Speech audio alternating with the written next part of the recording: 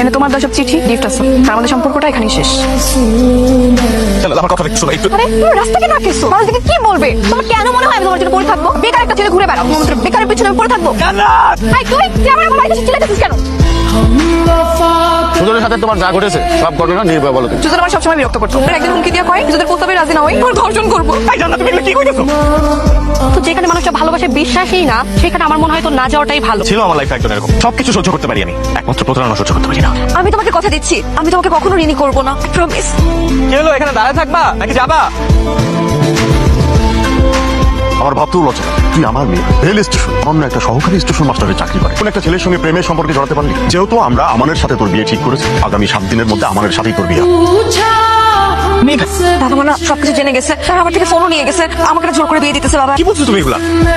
তুমি এখানে কেন আসছো? যদি বাবা দেখে ফেলে হয়তো সব শেষ হয়েছে। তো তুমি না এখন যাও, আমি তোমার সাথে দেখা করতে আসবো কালকে। ওরে তুমি কখন আসলে? মাঠে আসলাম। মম্মি তো কিছু করতে আসছো? আরে তুমি করতে আসছো? কি করে তুমি জানো না? বিশ্বাস করো আমি কিছু জানি না। তোর ঘর থেকে বের হয়েছে তুমি কিছু জানো না। তুমি এখানে কেন আসছো?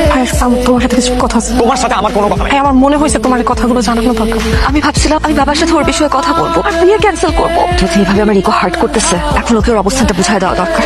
তার মতন ওকে আমি আমার পেছনে ঘুরাব। আমি কি কখনো বলেছি বাবা আমাকে আমি বিয়ে করবো না? তুই আমাকে বিয়ে করবি, তাহলে ওই ছেলে? প্রেম করলেই যে তাকে বিয়ে করতে হবে এমন কথাটি পৃথিবীর কোথাও লেখা আছে বাবা? আমি যেটা বলতেছি তুই সেটা কর। তুই আগে থেকে ওর বাসায় যে লুকায় থাকবি, বাকিটা আমি বুঝিনি। এমন ভাবে মার্কে যেন আমার নামটা ভুলে যায়। ঠিক আছে।